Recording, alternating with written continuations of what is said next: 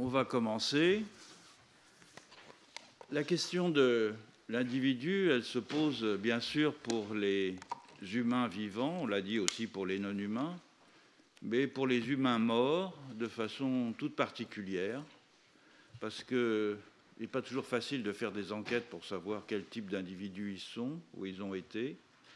Et pour parler de l'individuation, de l'individualité chez des humains morts, j'ai demandé à Heonik Kwon de venir nous parler de son travail, du travail qu'il mène depuis plusieurs années sur, au fond, la mémoire des morts de la guerre du Vietnam, à la fois les morts vietnamiens et les morts non vietnamiens, c'est-à-dire les morts américains et les morts coréens. Heonik Kwon est d'origine coréenne, il enseigne à l'université de Cambridge et il a mené depuis des années un travail, une enquête ethnographique sur cette question de la mémoire des morts au Vietnam.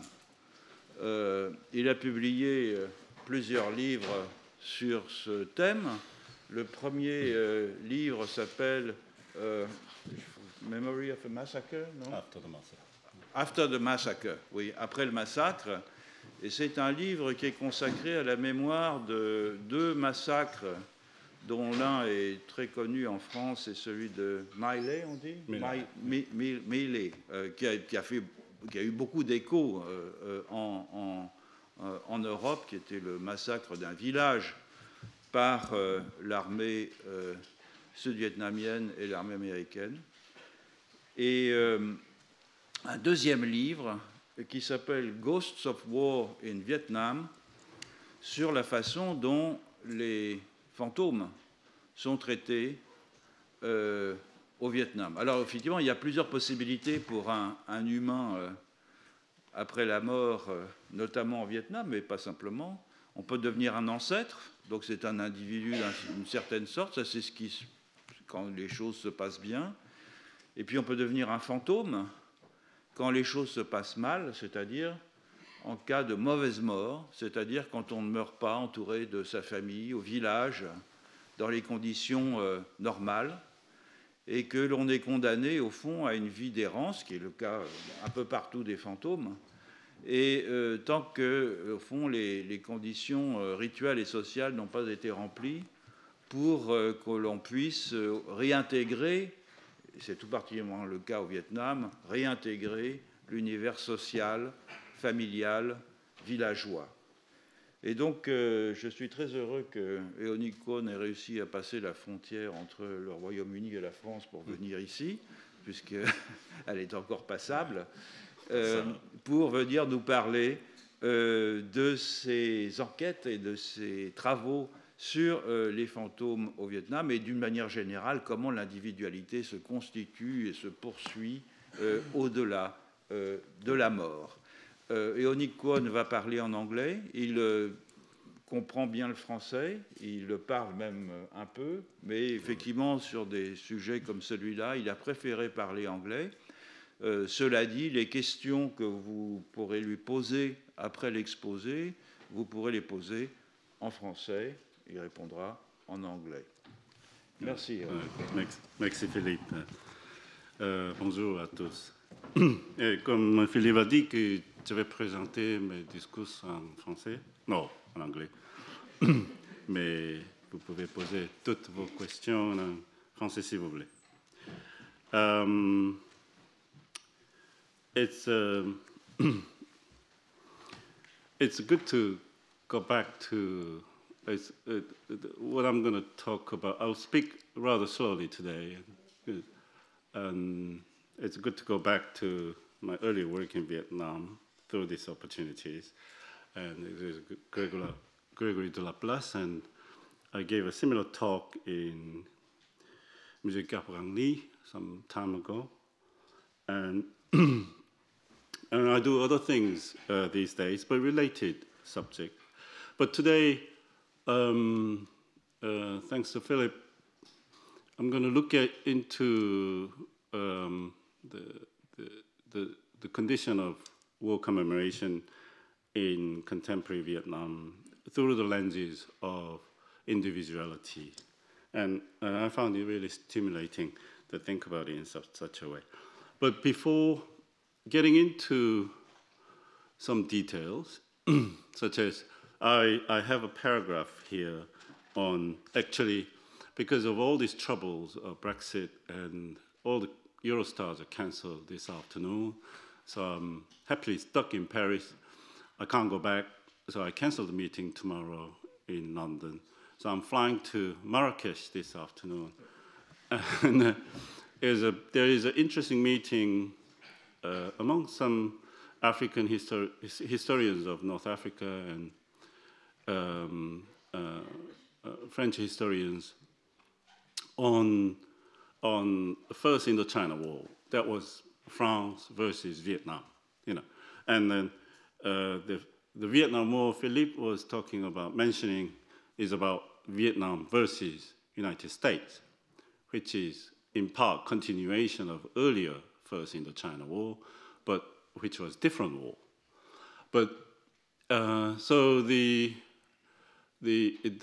lives of ghosts to be introduced briefly today from both wars, you know, because there were people who were killed during the First Indochina War, what the Vietnamese call the French War, and the Second Indochina War is American one, Zhongmi, Zhongfa.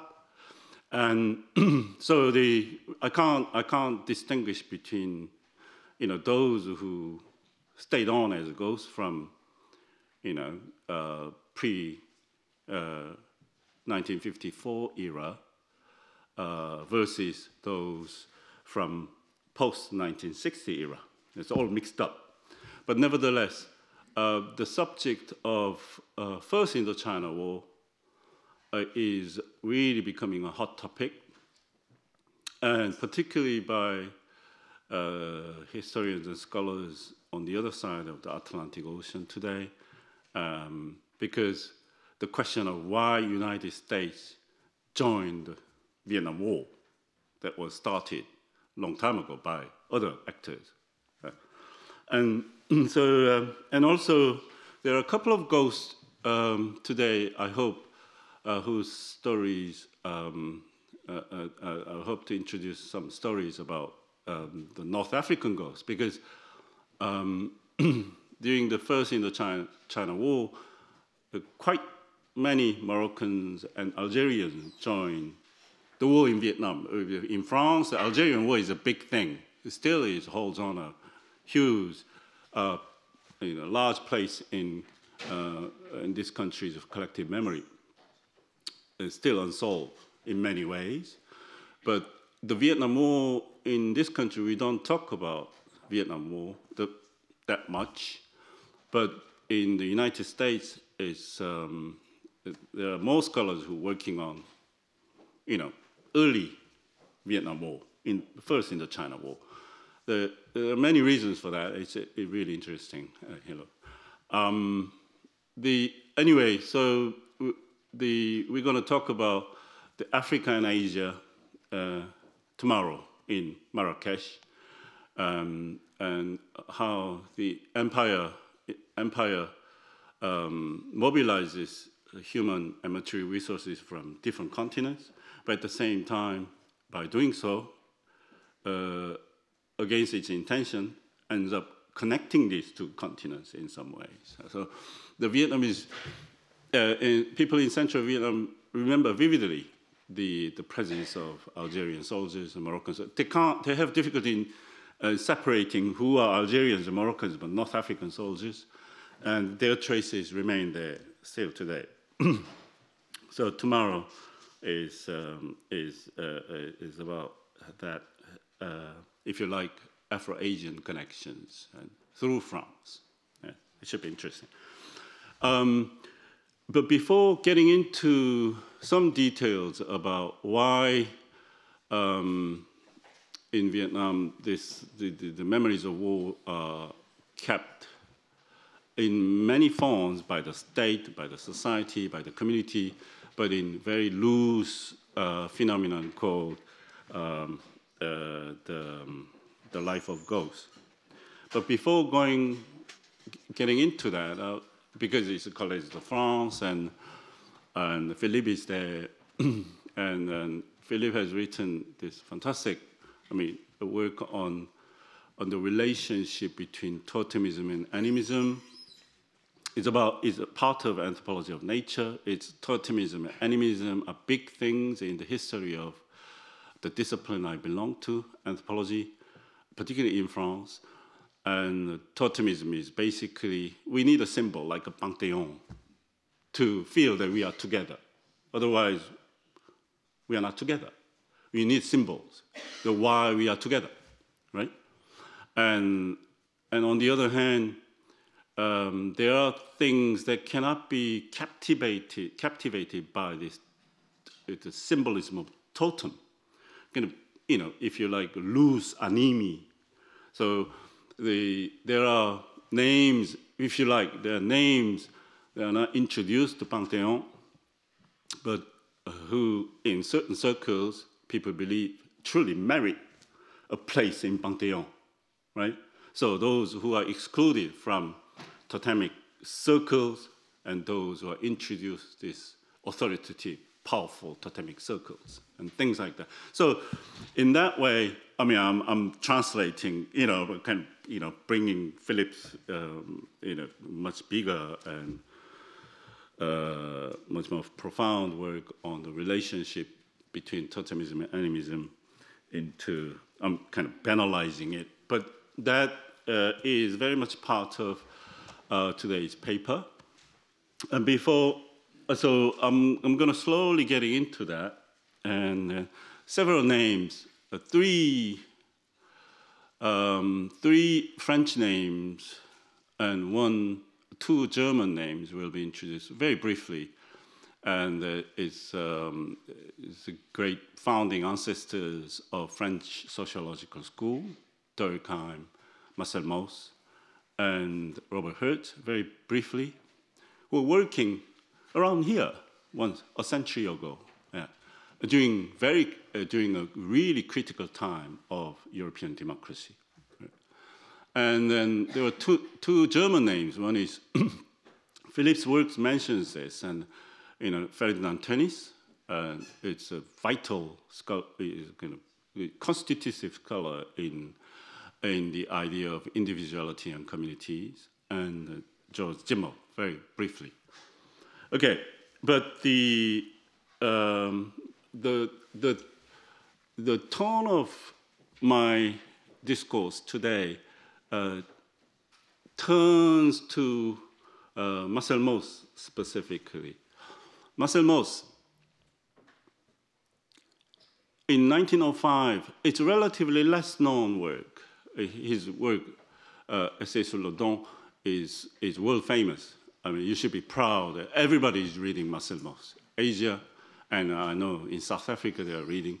So but this relatively smaller work by Marcel Mauss, published originally in L'Année Sociologique, the flagship journal of French sociological school, which is called L'Année Sociologique, actually. He published, and then later translated in English. I think English version was 1955. And so, Seasonal Variations of Eskimo. Marcel Mauss here talks about the ecology, social ecology of Inuit people, and he contrasts the way people in the Arctic region conduct their lives in the summer time versus the way they live in the winter time. So in the winter time, it's cold. It's really cold, like today, and very windy. And so people are ensconced in their well-sheltered house, in the collective house called Kasim.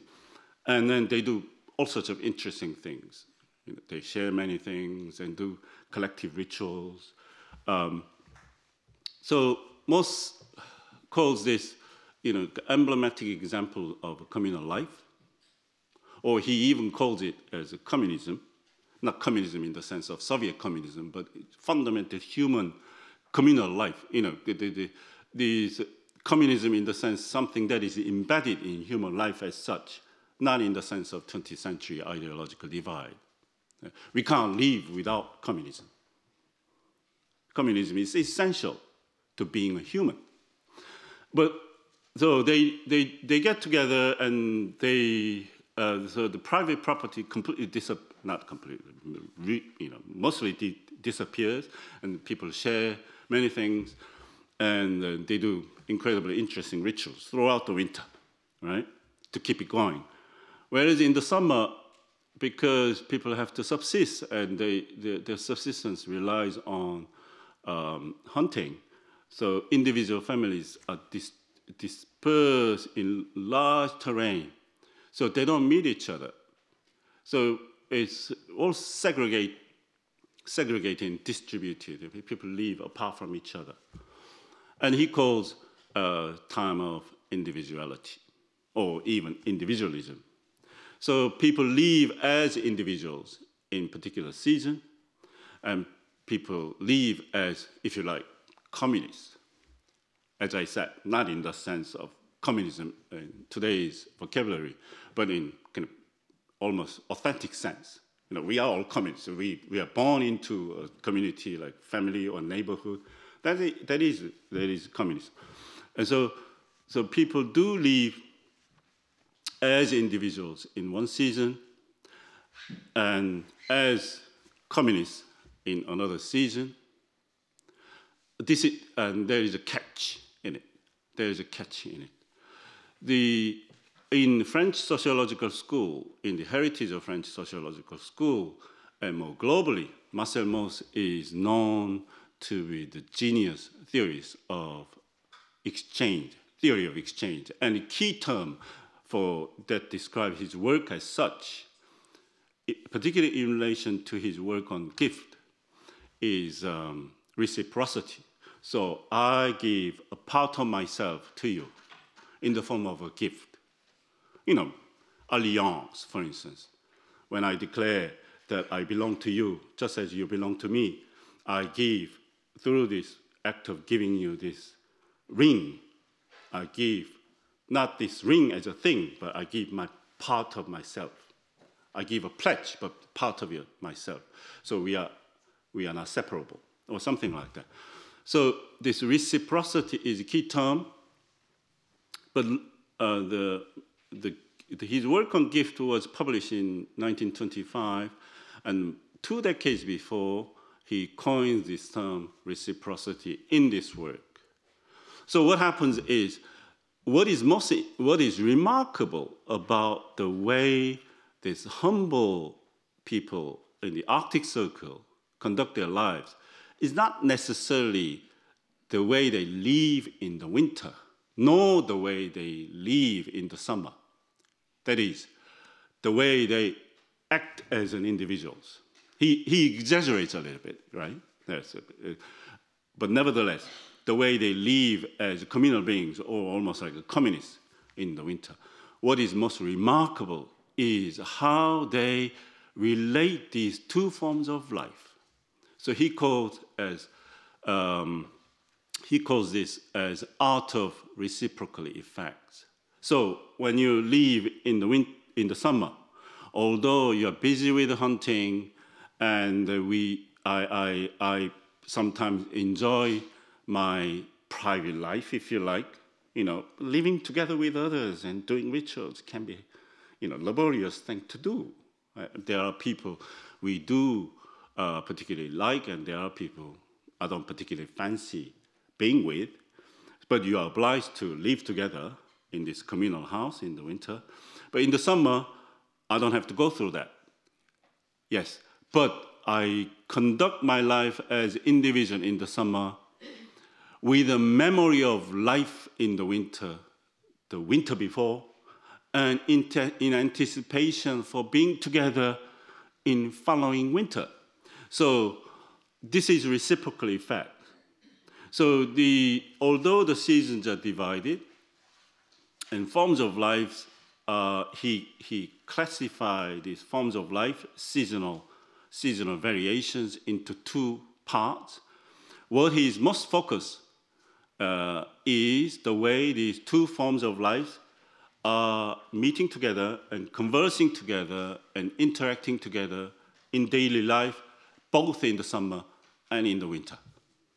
So this is recipe. So in extension, if you allow me to just go on just one more minute, that we can interpret his work on the gift is not about giving things to you and expecting to receiving some things back from you. It is more than giving a part of myself to you and expecting that you do the same. It is about how to construct a modern world away from the great divide between, if you like, empire of liberty and empire of equality, or the kind of political society that is singularly focused on the question of individualism, the kind of political society that rejects this and focuses instead on absence of private property and communal life. Already that has started in the beginning of 20th century, before it materialized in post-war era. I'm talking about post-World War II era, the Cold War, right? And so Moss has this, when he writes about the art of reciprocity between two forms of life of the Inuits, he's focused on the ethnography and every detail of it, but he has something else in his mind. How modern science, modern social science, especially anthropology, can contribute to combating these bifurcating forces of modern politics. You know, what we can do. And that is first thing. So he has a, if you go back and the Dreyfus affairs, and French society was a very polarized society at the time, left and right, and then immediately before, shortly before the destruction of 14-18 and also Russian Revolution. So it's run up to these critical moments. So he already felt that we have to do something. So ethnographers, anthropologists do write about other forms of life, but at the same time, they do so in view of the general human condition, including the West, including Europe and everything. So in that way, he was, I think, the seasonal variations of Eskimo life is one very damn important work in the progression of the theory of modern individual. So which I'll briefly go back through Ferdinand Tönnies. And but the, in order so I want you to imagine summertime and wintertime in the very north. But at the same time, it's cold and less cold, but it's morphology. Moss talks about morphology of time in the sense very separated lives and communal life.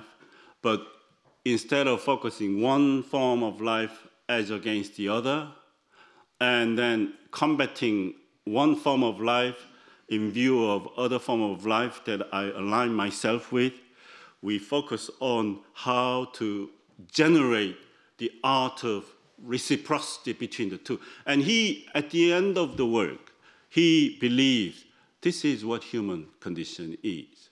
We all live as individuals, as well as we all, and communal beings. Or let's call it communists and individuals, we are all individualists, but at the same time, we are all communists. These two are not contradictory to each other. These two elements constitute the fundamental basis of human life everywhere, both modern Europe and in tribal northern region. But modern ideology, as was advancing in the 19th century, in the beginning of 20th century, separates these two necessary and vital aspects of being a human into two mutually negating, mutually combating, mutually arguably incompatible ideological forms, and he wanted to combat that. So that's a political side to this whole work on individuality and communality in the history of modern anthropology. And Philippe Descola knows that better than most other people. But there is another element to it, which was very strong in German philosophical and sociological school of the time. I mean, it affected French philosophical and sociological school as well, but it was stronger in Germany. And that was, I'll go very briefly on that. It's about, you may have heard Gemeinschaft and Gesellschaft. So it is basically about, imagine you are someone, I can't think of an example in France, but in Germany, it's like if you imagine you are someone born and bred in Bavaria, for instance, and for some reasons you leave home, you end up in this dazzling modernity of Berlin in the beginning of 20th century. I'm alone. It's fantastic. Berlin at the time was transforming into replica of Paris, right? People have never seen that. French modernity is both old and new, and old classicism versus fantastic modernity, and you end up there, and you've never seen anything like that. It's dazzling. And on the one hand, you feel so free from Bavarian kind of everyday ritual, having to eat sausages in the morning for breakfast, and like having to sing together, and it's patriotic songs and patriarchal whatever. Still a bit like the Bavaria. No offense to Bavarians, if there is one. I love Bavaria, but in Berlin, people are so cool, and Max Weber is around, and George Simmel is around, and so many literary figures, and French bis salons are rising everywhere, and intellectuals come together, huddle together, talk about politics and aesthetics and art, and so what kind of life is it? This is proper life, but at the same time, I know no one. There is a hierarchy. It's not a hierarchy you are born into, but which school you went to, and what kind of houses you live in, if whether you live rive gauche, rive droit, or banlieue, and so these are the, and since I know no one, I'm almost like Albert Camus, étranger. But the thing is, so the German scholars who of the time tried to theorize this experience of moving from Bavaria to Berlin, so displacement from what they call community, like where you are born into, village community or small town communities, where everybody knows everyone. Everybody pretends to be nice to each other, but everybody is horrible to each other, or something like that. And so it's a small town experience, but in Berlin, you feel so free, and it still goes on to current days. You're so free, but here, apart from a few old bourgeoisie, everybody is a stranger to one another. So it's a kind of aggregate of strangers. How to build some sort of like a solidarity among these unrelated individuals who don't regard each other as a co-inhabitant of the same place was the question. So these Ferdinand Tönnies and George Simmel and many brilliant German sociologists squarely focus on two forms of human solidarity. One form you are born into, or you believe you are born into. The other form you choose, and you have to construct together. So this is modern society. It's a society of contracts, and so it's we are familiar with that. We live in that. But we have this other thing going on as well in pockets of France today, even in Paris. And then if we search our everyday life more closely, we carry on as communals in many aspects of our life, but in thinking, we believe that we have to be equal to each other. We are strangers to each other. Strangers to each other means that it comes with many other things. So we may need law, civil law, kind of rules that deal with how to conduct proper business as strangers to each other, and then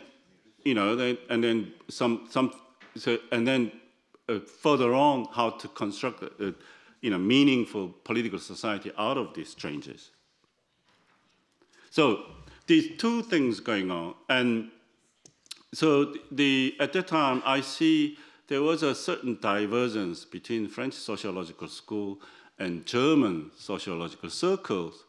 That German sociological circles, the theory of community and individuality was more like a one-way street, what Walter Benjamin said, one-way street. So from community to individuality. So you move from Bavaria to Berlin. Whereas in France, it was affected by this one-way street philosophy of social change, but at the same time, knowing that this one-way street philosophy of social evolution or social transformation doesn't say everything about human condition. There is something else going on. And then someone like Marcel Mauss especially was very much concerned about how this one-way street philosophy is creating the illusion that once you are in the society of strangers, as Tennis was describing, you forget that you actually carry on the memories of your life in the summer or winter into the life of summer. So what he was arguing is that how people who live in the summer camp, they believe they're individuals. But whereas their belief is viable to the extent that they forget their life in the wintertime, in Inuit sense. So they forget their life in the Inuit sense of wintertime. So that's why they think it's the logic of the ideology of individual society, modern society is viable. It's about forgetting.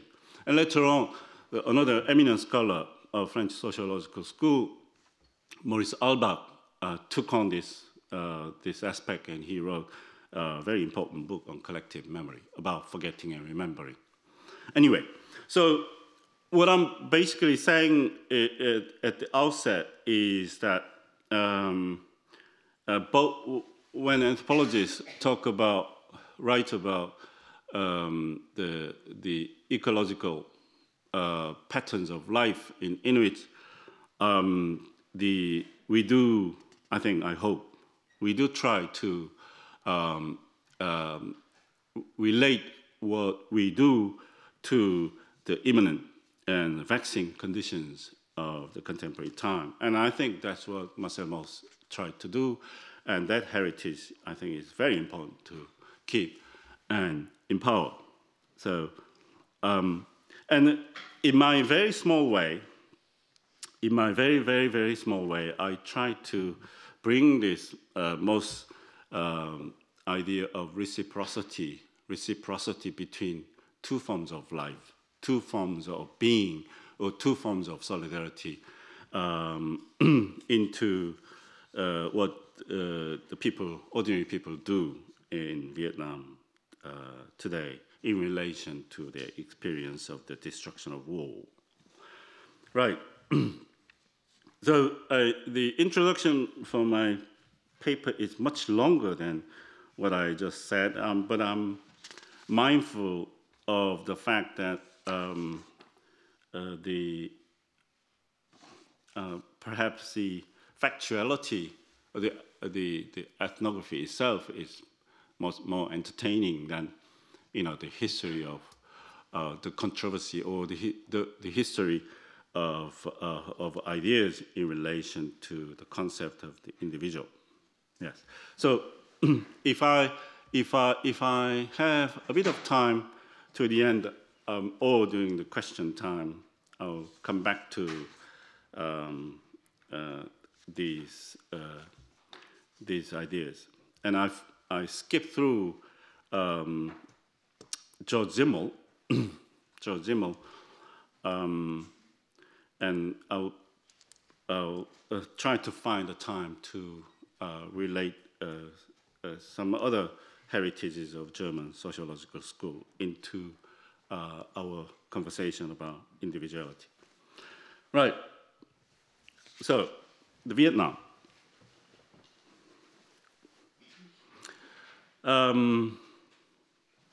Vietnam, if you like, at the outset, I briefly mentioned the first Indochina War and second Indochina War, and the aspect of continuity and possible aspect of discontinuity between these two wars. And I'll focus on discontinuity for the sake of today's talk. Discontinuity is that during the first Indochina War, when the Vietnamese fought against the French, the society was heavily affected, in material terms, and many human lives were lost. But nevertheless, it was not civil war. There was general sense that there are many Vietnamese in South and in Southern and Central Vietnam who fought with the French,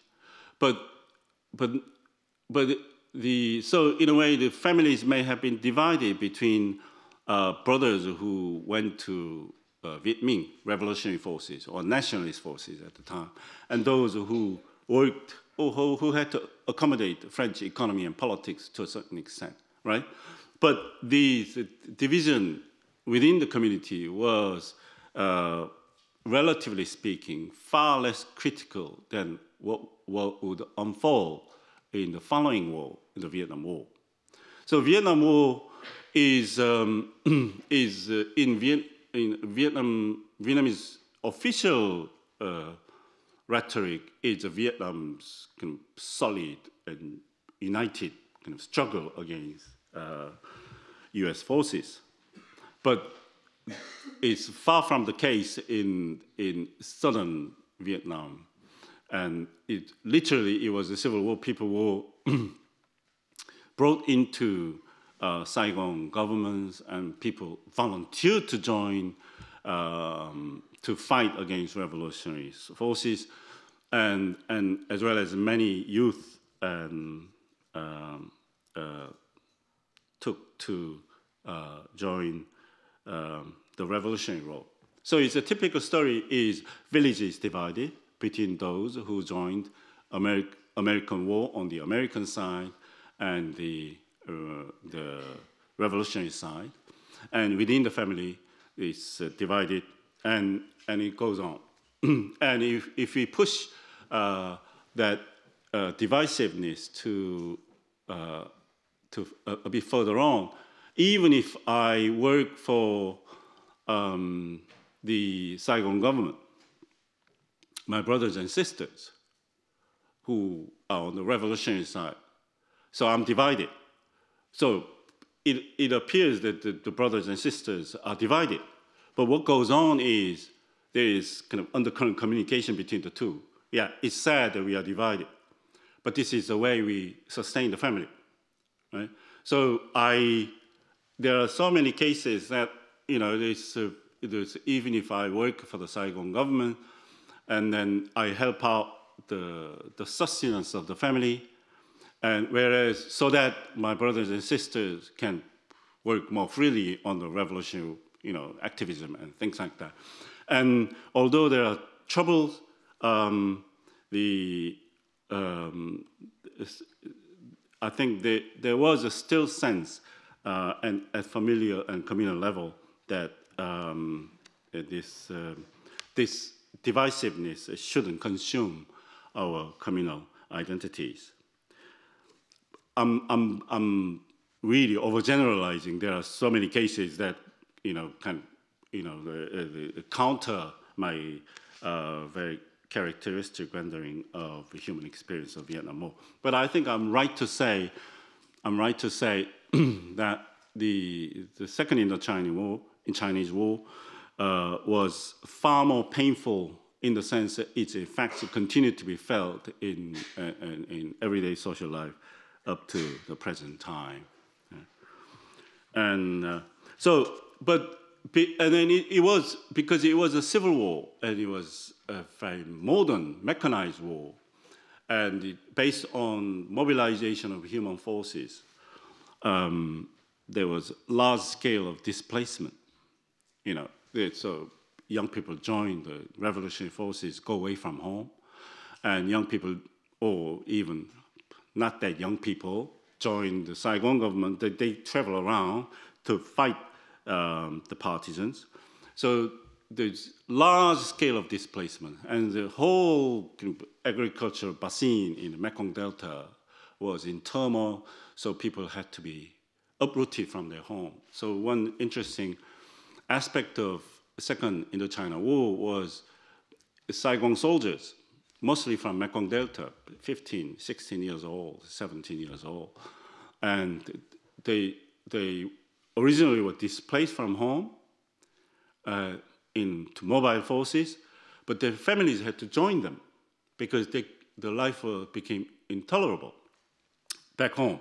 So there were, there's a displacement was not only it was not necessarily restricted to a certain sector of population, but it was general experience.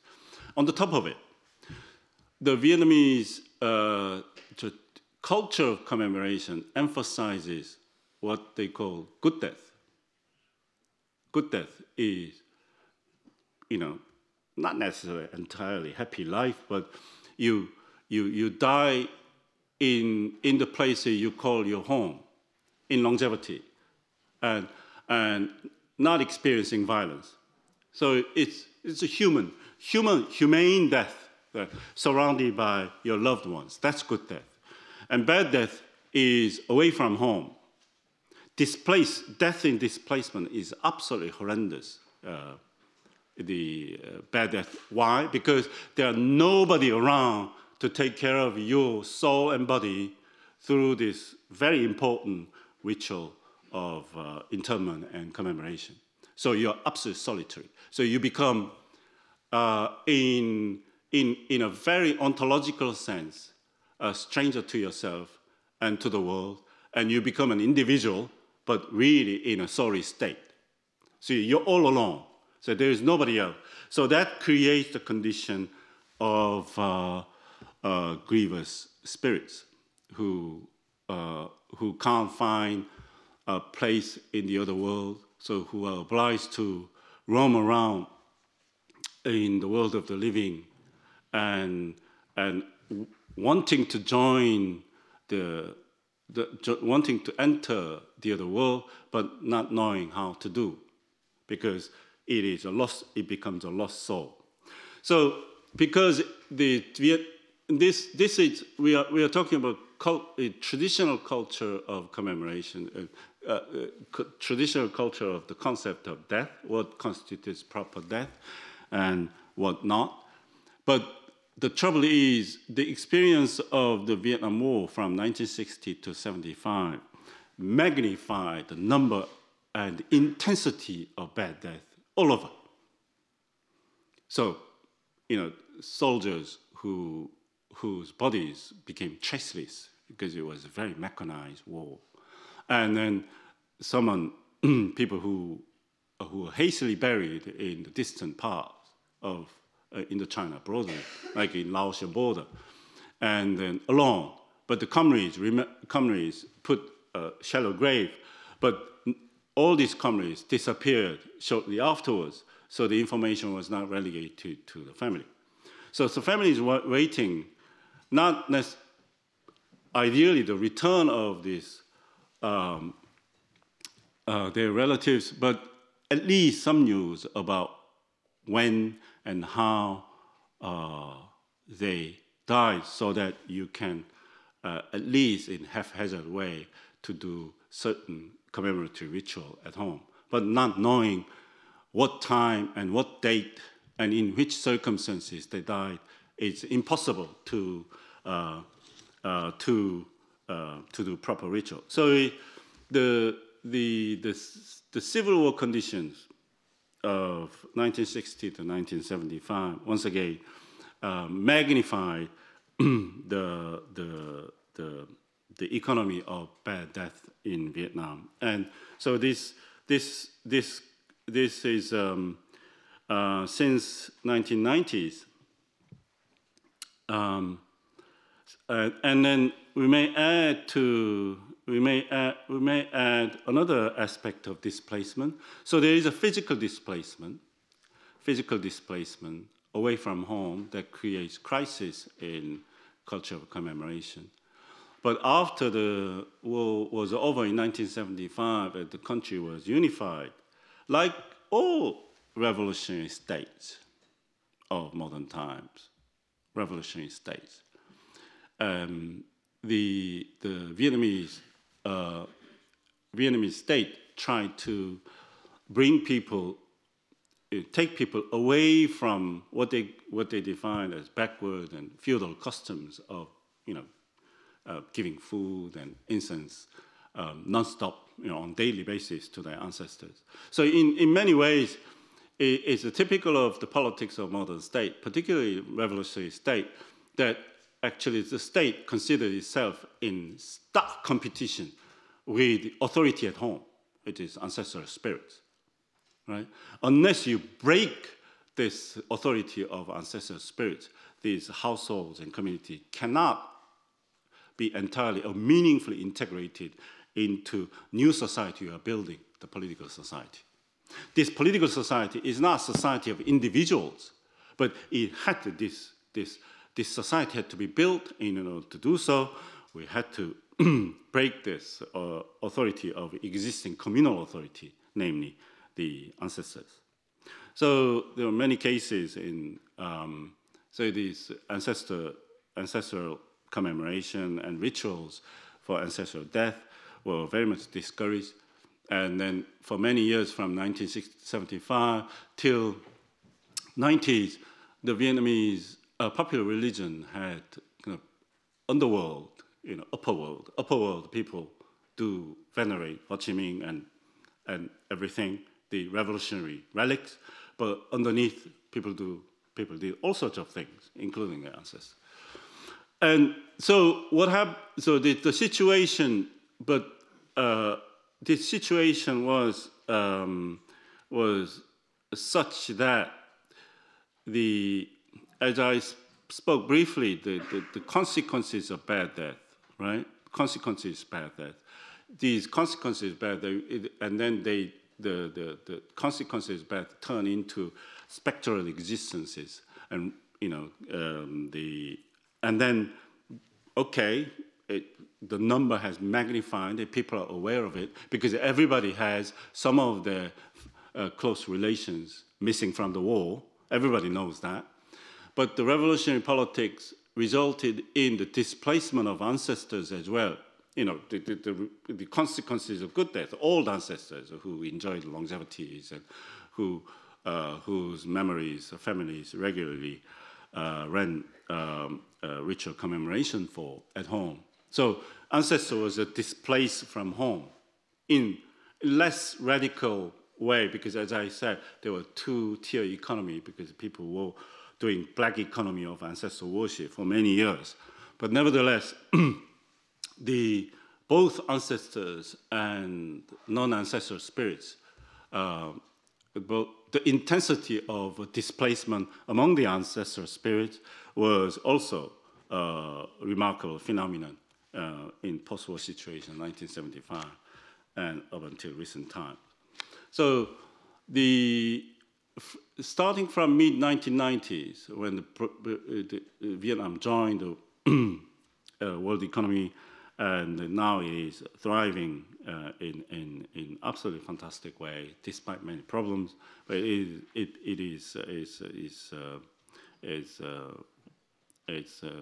it's wonderful, transforming society at the moment. Things are changing every day, so the first thing most people wanted to do in southern parts of Vietnam, An Nam, it used to be called, was to all these displaced spirits back home. That was the first thing to do. So it's quite amazing, so when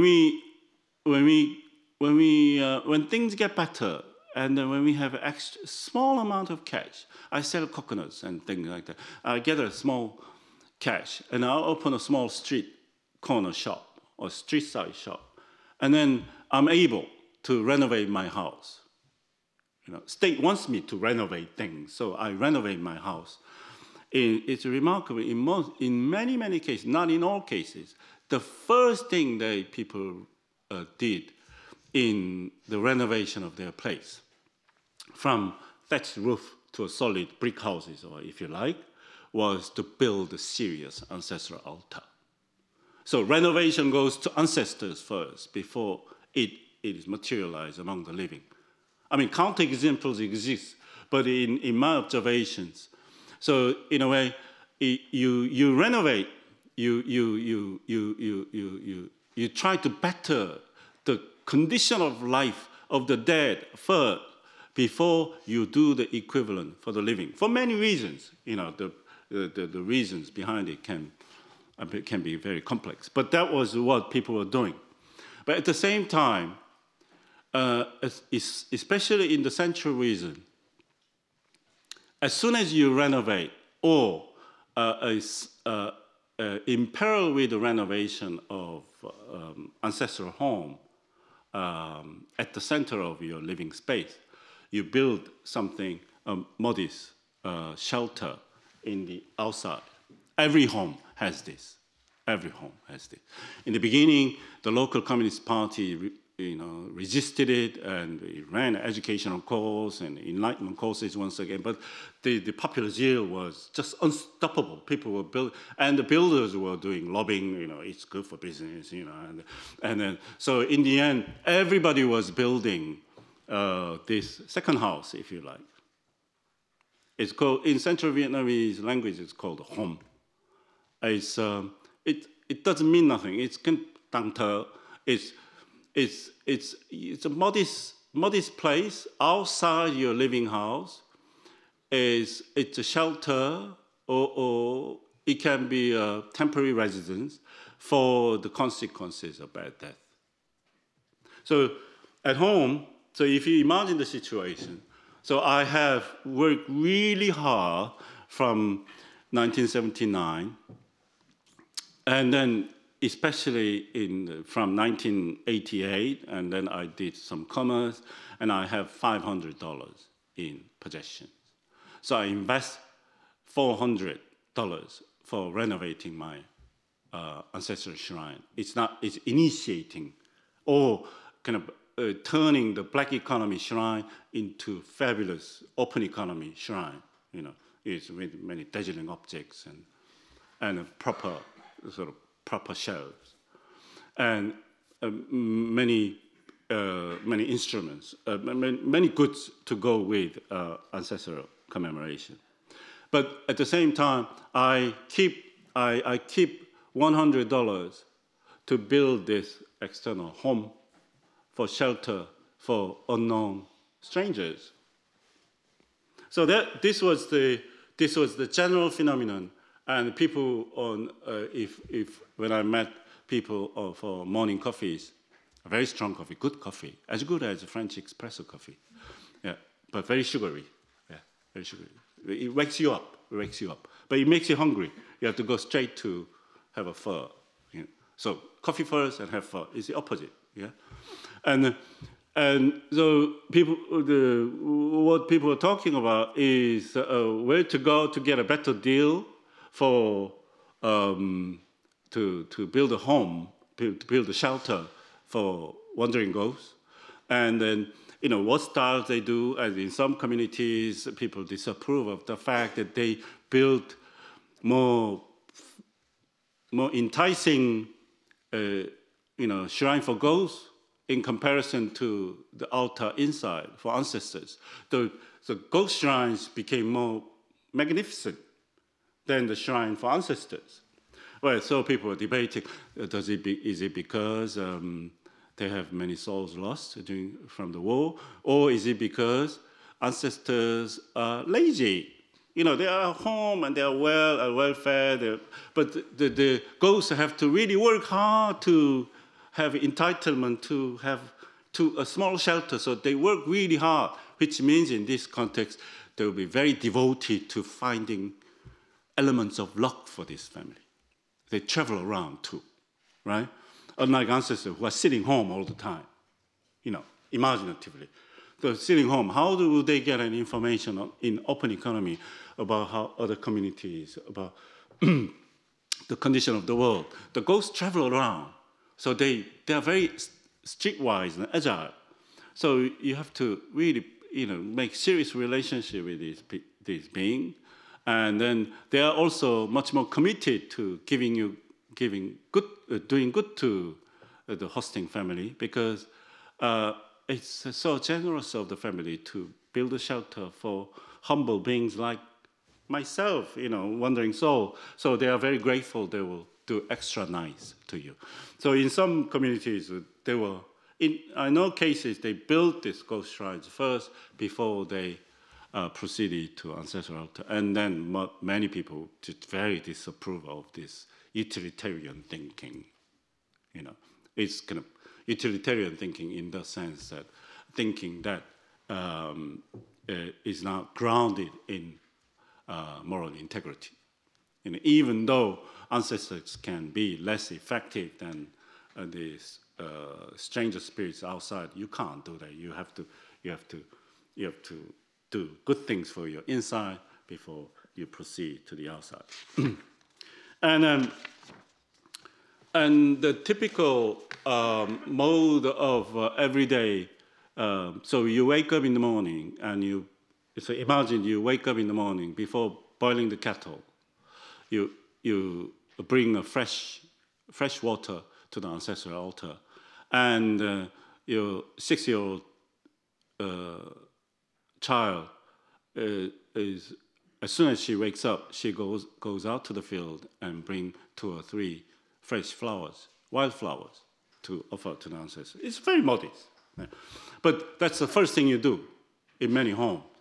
And then immediately afterwards, and then you cook a meal, and then part of the meal goes to the ancestors, and then modest amount to the external shrine. That's what people do, and it is repeated in the evening. And on the 15th lunar day, which is known to be the day that is for some really old kind of Oriental religious reasons, that 15th of lunar month is the day that the spirits, wandering spirits especially, very active. They travel around a lot. So the people do especially nice food offerings in the evening, and sometimes the woman of the house come out in the thick of night and burning, kowtowing to this external shrine. What goes on in her mind when she does is beyond our imagination. I mean, there are multiple other things going on. For instance, my daughter is working in a factory near Saigon, near Ho Chi Minh City, and she overworked, and then she's a bit frail, and she got sick. So you pray for her well-being. But at the same time, we can easily imagine for an elderly lady who is a matron of this house, but she has authority, but not, her authority is challenged by her son, who has a decent position in local Communist Party. And so, because the Communist Party has changed the position of in relation to popular religion by then, so he tolerates her, his aging mother to do gong, do ancestral worship at home, and it has taken more time for him to accept the fact that she can build this external home for ghosts. Okay, that's the traditional culture. That's fine. It's Vietnam's traditional culture. It's okay. Okay, but he still hasn't made peace with the fact that his younger brother fought together with the Saigon army, and then his body was lost, and his elder brother was a Gakbang, a revolutionary partisan fighter. So we do ancestral worship for this man at home, but we don't do that for the other one, the youngest brother. He doesn't do that. His wife doesn't do that. But his mother wants to do it. So she can't do it at home because because if she does, it creates problem between her and her son, and therefore her daughter-in-law. So she does silently in the external home, external shelter for her lost son. So this situation, it sounds a bit complex, but because of the experience of generalized displacement of life during the war, and the distinction between who are ancestors and who are not, and what do you care for in internal shrine and external shrine, much less clear than in traditional times. I don't know when this traditional times was, pre-French War or many old days. But if ever existed this traditional time, what people do now in between this inside and outside, is feel like a concentric circle, inside and outside, is much less clear than before. And the distinction, hierarchy between the internal ancestral altar versus external shrine is much less clear than before. And in this context, in this situation, what most people do on a daily basis is, as I said, offer fresh water and flowers and sometimes rice gruel, or nowadays it's some sweets, packaged sweets from supermarket to the ancestors, and then you buy cheaper bonbon and cheaper ones, and usually have to be cheaper, and then you offer to the external shrine. So you kowtow to ancestral altar, turn your body, come out, and then perform the equivalent in face of the external shrine. So the book Philippe kindly mentioned deals with this this human body. It focuses on the human body that that turns between the internal and external shrines. So here is a catch on individuality. So ancestral shrines in our, I did mention briefly, very briefly, Ferdinand tennis. It's almost like it's a bit like a Bavaria, if you like, Bavarian. So the ancestral worship is a Bavaria. We believe we are related, and that's the end of it. And then we are solidary with each other. And this why we are related, why we are solidary with each other, doesn't need explanation, right? It has to be done. So ancestral worship is unquestioned even among serious members of Communist Party. Even before 1990s, and many eminent members of local Communist Party tolerated there is a gender division. They don't offer food to their ancestors, and they don't even have a shelter for ancestors, but they tolerate their children and their wives, do that in modest way in the kitchen and everything. So this has been going on. But when they come out outside, the ghosts, of course, they are not individual in the classical sense of the term, in tennis sense of the term, from Bavaria to Berlin. And then you encounter not your related beings, your like beings, as in Bavaria. Everybody knows each other, and I know everybody else. But in Berlin, you know no one, and it's society of strangers. So it's society of strangers is how to bring the society of strangers to society of individuals. So the transition in Tönnies' work, in German sociological thought, in how to transform the condition of being stranger to each other to the society of individual is a political question. You need a law, you need a certain all the things that modern society and politics requires for this bunch of unrelated individuals to live harmonious together, reasonably harmonious together, without violating each other's rights, human rights, civil law, and everything, and the power of the state, especially the power of the state that can enforce on these unrelated people certain sense of being together in many ways, and then and to punish those who violate the civil conduct. And so the ghosts are not, the Vietnamese ghosts are not individuals in classical sense, but in comparison to the status of ancestors, they have elements of modern individuals. So there are several things.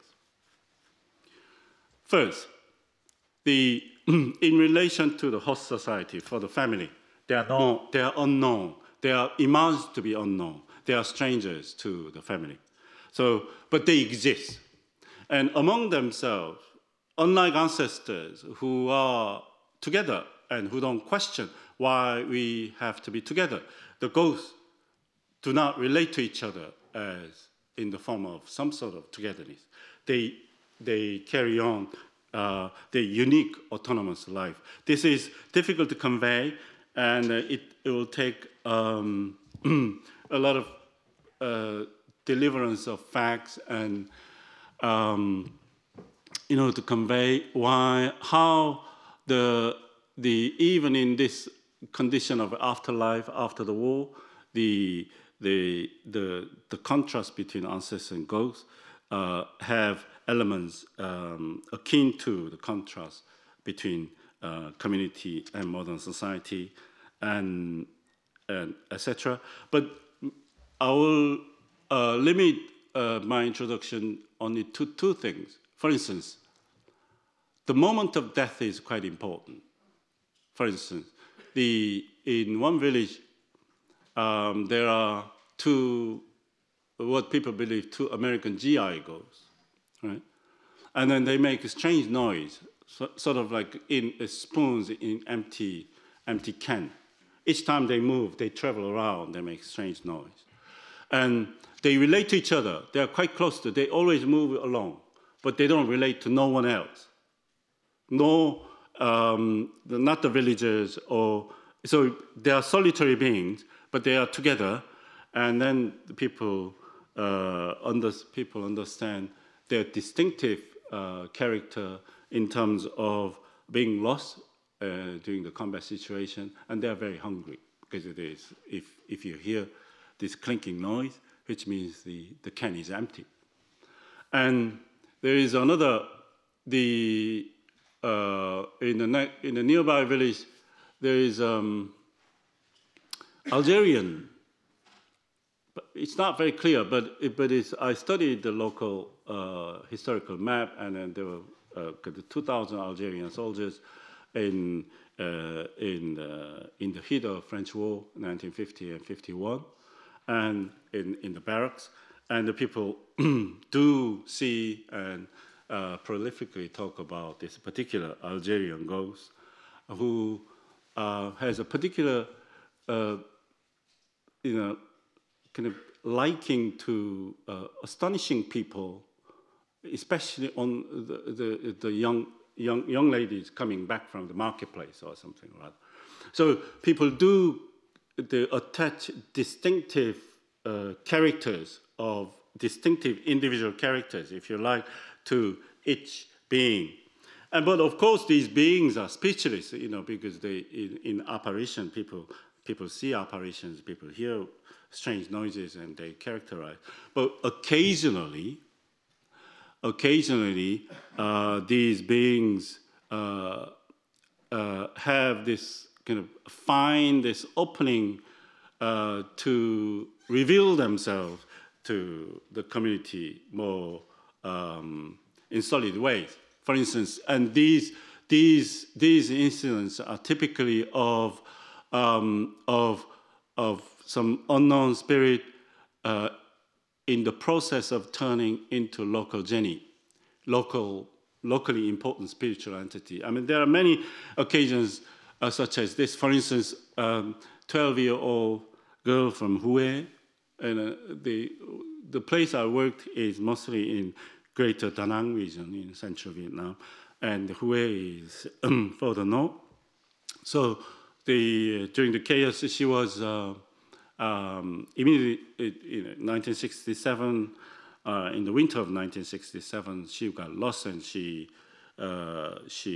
got drowned, and her body took to the river, and her body was lodged in much further down south. And many years later, so due to many sort of contingent reasons, and then her spirit came to assert herself to the local community.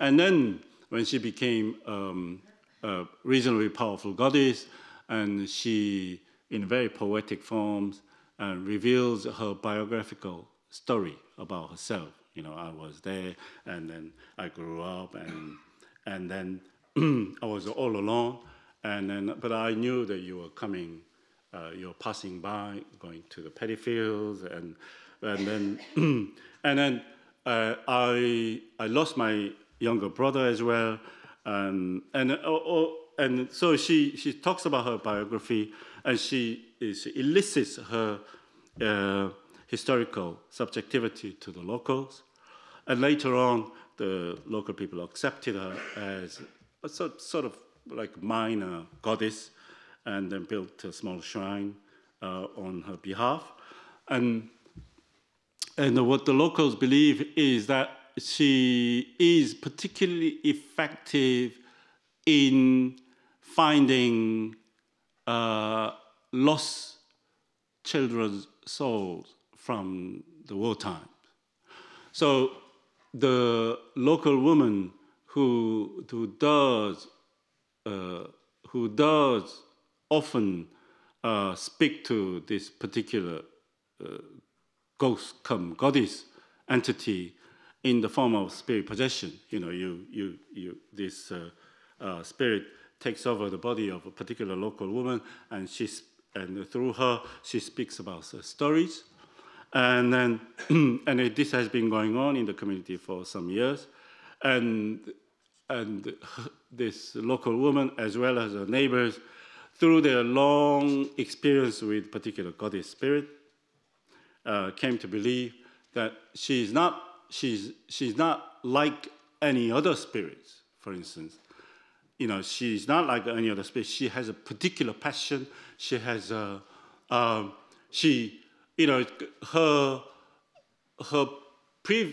fate in the previous life, being lost. I mean, there is other story. Her father was really into drinking, and so abandoned the family, and so she always wanted to go to school, and she couldn't go, and so she has a particular commitment. She has a strong commitment to finding, bringing lost souls back to their families, but mostly the children's souls. She's not really interested in soldier souls. So her biographical subjectivity interacts with the way she works as a spiritual entity in the later form of life. So but still it remains. I feel that still it remains unclear, reasonably unclear, how we can call this these two forms of commemorative, two sides of commemorative structure: the ancestral home inside a family home, and the shelter for ghosts outside. But I do speak about these two forms of being in the book in the way that the ancestral home inside is close to what we believe is the image of traditional community, whereas the shelter for ghosts, or the face of ghosts as such, although the origin of the transformation was not, was not something like these industrialization and urbanization as in Weimar, Germany, from Bavaria to Berlin, but it also relates to a rupture in modern times, in a very violent time, mass mobilization and generalized displacement of human lives. And so this shelter for ghosts does have elements of shelter for, if you like, modern individuals in the afterlife, or modern individuals, individuals created by the violence of modern history in the domain of the afterlife. So, and finally, I'll cut in 2 minutes, reciprocal effect. So I did speak about early on most idea of how to think of the winter and summer, and how to think of these two forms of life of the Inuits, rather than as diametrical oppositions and dualistic terms. Yeah, you see it in dualistic terms. But what matters in seeing these two forms of life in dualistic terms is not duality as such, but how to think of what goes on between the two, how these two forms of life speak to each other. And then I turn to, in a like spirit, I turn to this structure of, once again, ancestors at home and the ghosts outside, and how they relate to each other. They don't relate to each other, but they relate to each other through the body of the commemorating person. So when the grandmother comes out in the morning, and then after giving fresh water in the hands of her granddaughter, some fresh flowers to the ancestral shrine, she comes out in the morning, and she does it again in the evening, and brings offering to the shelter for ghosts. And through her body, the aesthetics of belonging, the sensation of belonging, unquestioned sensation of belonging is there, and the fact that there is unquestioned sensation of belonging is materialized at home. He provides a further sensation, it's stability and security and everything. But that's not all. This sense of security and stability does not exist on its own, but it does remember, it does account for the other side of her historical existence, which is still beholding the memories of displacement and unsolved histories of displacement, including her youngest son in this case. So by providing this, by having these two sites of memory, if you like, this grandmother of the family is able to account for her truthful historical experience and subjectivity better than having the situation of having only ancestral home which cannot be entirely accountable for this complex and violent historical experience that she underwent, and like many other people in the region. So sympathy with displaced spirits is, as I said, is a long culturally grounded tradition in the specific sense. It is a religious and moral tradition whose relevance and strength are revived and reinvented in times of historical crisis and its aftermath. When this sympathy we enforce individual spirits or individuals in the afterlife arises on the horizon, its collective manifestation can challenge the existing order of the afterlife, in the sense the bringing about radical change in the moral and hierarchical relationship between the ancestors inside and displaced spirits of the dead outside. What I'm saying is, although it continues, this structure continues the existing traditional cultural form, then I think it does, at the same time, it challenges, it relates to the rupture of modern historical experience. In this case, I emphasize the mass and universal displacement of human life in modern, very modern, totalizing war. And so, key to this ethical practice of commemoration, encompassing both inside and outside, and generating the reciprocal effects between two radically different, apparently radically different sites of memory, is the awareness that the experience of displacement is constitutive of moral historical selfhood, with reference to the matron of this family, that it is a fundamental fact that this ancestral sharing, the domestic site, the interior side of memory, is fundamentally unaccountable for her historical experience and subjectivity in general, in relation to her youngest son as well. Then you create a further different ways to deal with these missing gaps in the existing, the dominant forms of commemoration. That is, the awareness that the condition of a stranger is part of me. It's not someone else's. Even though I live with these familiar spirits at home, there is a stranger in me. Because if there is a lost soul in me, and it's me who remembers the condition of missed soul, lost soul, part of.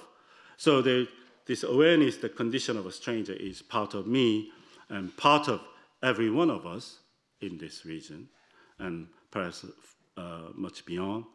And this is a kind of blunt statement I end with, because in the beginning I do talk about both reciprocal effects, and then I return to Marcel Mauss's teacher, the eminent anthropologist Emile Durkheim. And unlike the way we think, and I think Durkheim is very different. His work is very different. I don't think he fell for, like many German scholars did, to this duality of Bavarian Gemeinschaft versus Berlin Gesellschaft. Yes, he did fall for it to the extent, but I think he had this remarkable revolutionary understanding that inside Bavarian community, inside the ancestral home, where everything is well, inside French, political society, against the external beings knocking on the door, inside this what seemingly familiar home, this familiarity arises when people forget that we were all born and started our human life as all strangers, even in most traditional home. Thank you very much.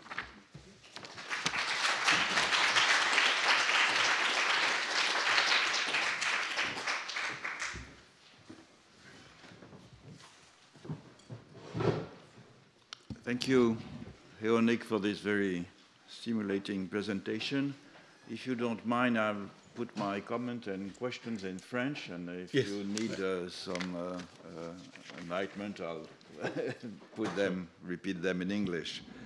Je voudrais d'abord souligner la pertinence d'avoir commencé l'exposé avec l'essai sur les variations saisonnières de Marcel Mauss. C'est sur cette idée que contient l'essai qui a été développé ensuite dans l'essai sur le don, de montrer qu'au fond, l'individualisme et le communisme, pour employer l'expression que Heonik a utilisée, ne sont pas des choses qui appartiennent à des formes sociales complètement séparées, mais qu'elles peuvent prendre l'apparence d'une alternance.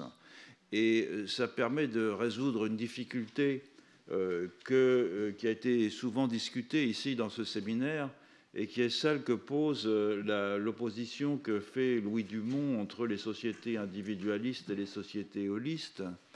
Vous vous souvenez que Louis Dumont dit à propos des sociétés individualistes que ce sont en fait des sociétés holistes avec une idéologie individualiste. Toute société, par définition, est holiste puisqu'elle est fondée sur des échanges sociaux à l'intérieur d'un ensemble déjà constitué. Et donc, de ce point de vue-là, pour Louis Dumont, l'individualisme est une idéologie. Alors, une idéologie, en son sens, est un peu, au fond, une fausse conscience. Hein. C'est au sens à mi-chemin entre un sens marxiste et un sens plus ancien de celui des idéologues du XVIIIe siècle. Et puis, on a remarqué aussi, dans le cours du séminaire, que le holisme, en fait, était aussi, d'une certaine façon, une idéologie. C'est tout particulièrement net dans le cas des sociétés holistes que Louis Dumont lui-même a étudiées, c'est-à-dire dans le cas de l'Inde des castes. Ça a été remarqué aussi à propos du Japon par Emmanuel Losserand. Et de ce point de vue-là, au lieu d'avoir d'un côté une idéologie, enfin des sociétés holistes qui en fait ont une idéologie holiste et qui en fait sont en partie individualistes, ou des sociétés individualistes qui sont holistes mais qui ont une idéologie individualiste, il est très judicieux au fond de prendre cet exemple de la variation saisonnière et de montrer qu'on est toujours individualiste par rapport à une phase ou par des moments de la vie sociale qui sont conçus comme communistes ou collectives, enfin peu importe le terme que l'on emploie. Et je pense que c'est une façon de sortir de cette fausse opposition qu'induit disons, la distinction entre société holiste et société individualiste. Je voudrais maintenant dire un mot alors de l'exposé et poser quelques questions, parce qu'au fond, on a un double système, si j'ai bien compris, et j'ai lu le livre Ghost of War aussi, mais qui est quand même et qui est encore très mystérieux, puisqu'on a un hôtel des ancêtres à l'intérieur de la maison, et puis ce qu'on pourrait appeler un abri pour les fantômes à l'extérieur de la maison. Et cet abri pour les fantômes, au fond, il est là pour capter, ou en tout cas offrir l'hospitalité temporaire à des fantômes qui, par définition, sont errants, non pas pour les fixer, puisqu'il ne s'agit pas de les fixer, mais au fond, si j'ai bien compris, comme une manifestation de charité, en quelque sorte, vis-à-vis de ces âmes errantes à qui il faut fournir un abri. Et la question que je me pose, c'est, au fond, cet événement de la mauvaise mort, ou la mort en général, soit bonne, soit mauvaise, est un événement qui a des conséquences capitales, puisqu'on peut basculer d'un côté ou de l'autre, et la question de savoir si on peut jamais, lorsqu'on est devenu un fantôme du fait de la mauvaise mort, devenir, dans certaines conditions, un ancêtre. Alors, on peut devenir un esprit, on l'a vu avec cette jeune fille qui, du fait d'une malmort, est devenue un esprit qui s'incorpore dans un médium et qui devient donc une sorte de divinité locale mineure.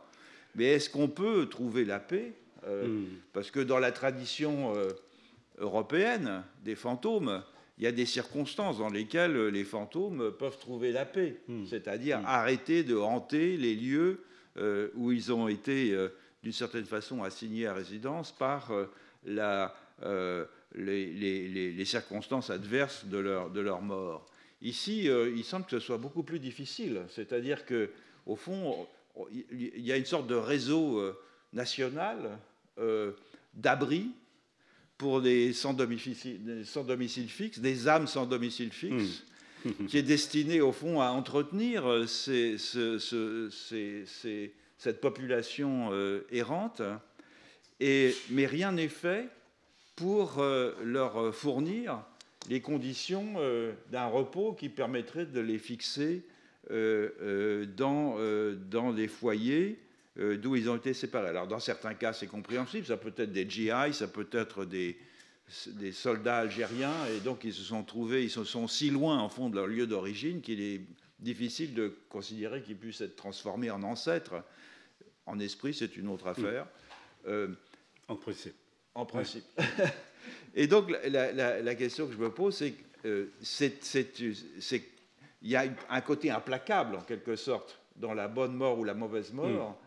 Et est-ce qu'il y a des moyens de lutter contre ce caractère complètement implacable? Et en fait, est-ce qu'il y a moyen, est-ce que lorsque le Parti communiste, ou l'État, disons, centralisé, instaure des commémorations nationales, des monuments nationaux, comme tous les États l'ont fait et le font après des guerres de ce type-là, est-ce qu'il n'y a pas derrière cette volonté d'instaurer une commémoration nationale, précisément le désir d'offrir dans le giron de l'État un lieu de repos pour ces âmes errantes qui permettrait de les fixer?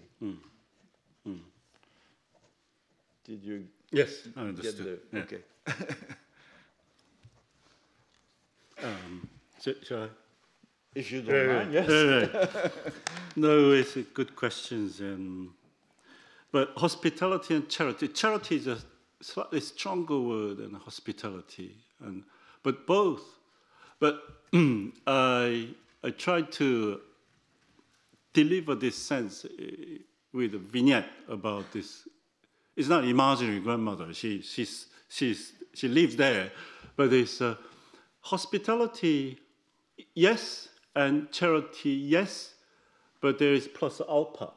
There's something more. So what I was trying to say is that the concept of hospitality, especially the concept of charity, is again one-way street. So if you define yourself as a domicile being, in extension, this means that you have domicile spirits inside, right, in this context. And it's a charity and then hospitality to sans-papiers, if you like. And so, but in order to define this act as hospitality, the actor has to be defined as a domicile being. But yes, she's domicile being. But what I was telling you is she's not entirely domicile being. There is a stranger in her, the sans-papier is both outside, and because she is related to the sans-papier entity, which is not to be accounted for at home, sans-papier is both outside and very deep inside.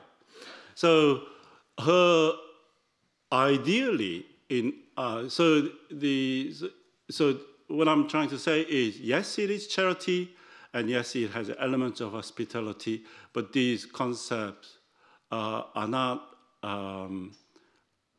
alone explaining her her sense, if you like, in 15th of lunar day, she spends only 2 minutes in the ancestral altar. She spends half an hour outside.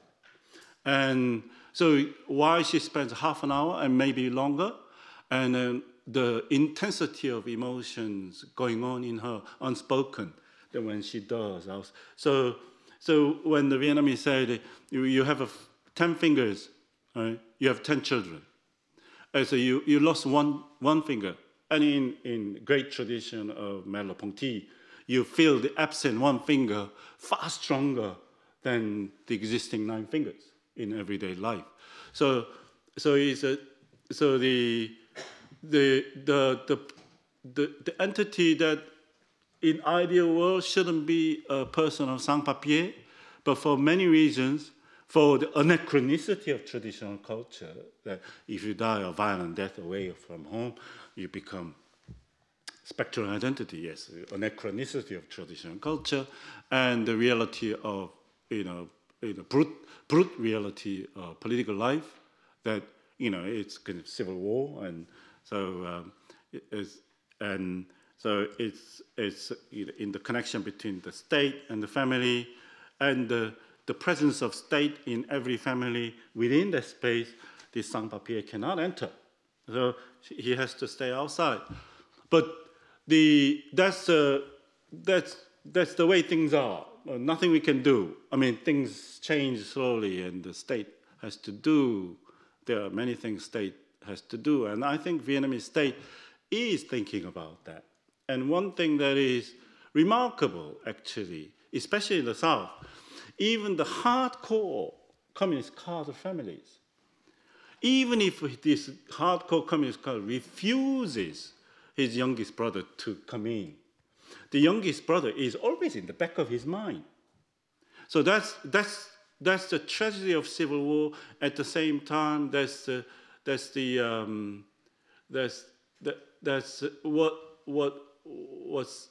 what civil war leaves in intimate communities, intimate lives, and the fact that the son she's living with is ignoring the fact he's well aware of what his mother does, so he represents the state. I acknowledge your problem. I do have problem too, but I let you do, but I don't do. That's the Vietnamese state. Yeah, that's what the Vietnamese state does at the moment. So it doesn't prevent people from doing these things particularly in the very feminized ways, right? Whereas the state doesn't do, but it doesn't coerce people. It doesn't prevent people from doing so. So I think that's the state of Vietnam. So what the Vietnamese state's approach to the legacies of civil war is replicated in the house. So do we see her doing these rituals for her missing son? But the art of working, giving offerings to the external shrine is that I don't think we can say this is a kinship practice. It's the same as inside, because when she does offering in the external shrine, she has her son in mind, but it's a universal and generalized offering to every single lost soul that happens to be traveling in. So it's extremely particular and specific, and it's universal. So there is something. It's actually song and Vietnamese song, and there is a further reciprocity aspect of it. If you allow me just 10 seconds more, is that there is a song in Vietnamese. There's it's a mother. When I offer this rice gruel, I offer 5 of them, but I know that all these nearby aggressive ghosts will take them away, and none of them is for my son. But I hope, and I do believe, in distant place, far off there, there, it's not an imaginary place, it's there, but I don't know where it is. Some mothers, some grandmothers do the same to their local aggressive goals, and one of them is my son. So it's a distant reciprocity as well. Yes. So, I mean, there must be more things going on in the mind, but at least 3 things going on. It's a building of a national Gemeinschaft also. Yes, in a way. In very, very distant ways. Yes, I think so. And I don't see how this thing can work without Gemeinschaft, the logic of Gemeinschaft. Could one say that bon, je continue en français, au fond, que l'ancêtre est le seul individu véritable, c'est-à-dire parce qu'il n'est pas intrinsèquement individu en tant que tel, mais intrinsèquement, mais il est un individu parce que précisément une relation continue est nouée des membres de la famille vers lui, enfin vers eux, et que c'est cette relation qui le constitue comme un individu.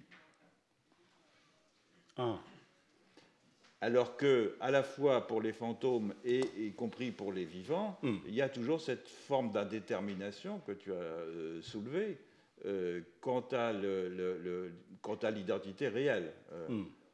Alors que l'ancêtre, lui, il a trouvé enfin son statut d'individu. Est-ce qu'on peut dire ça? On peut dire ça. Oui, on peut dire ça. But I think that's why I brought Durkheim at the last instance, and I'm thinking hard about that. But I think actually in introduction, I do.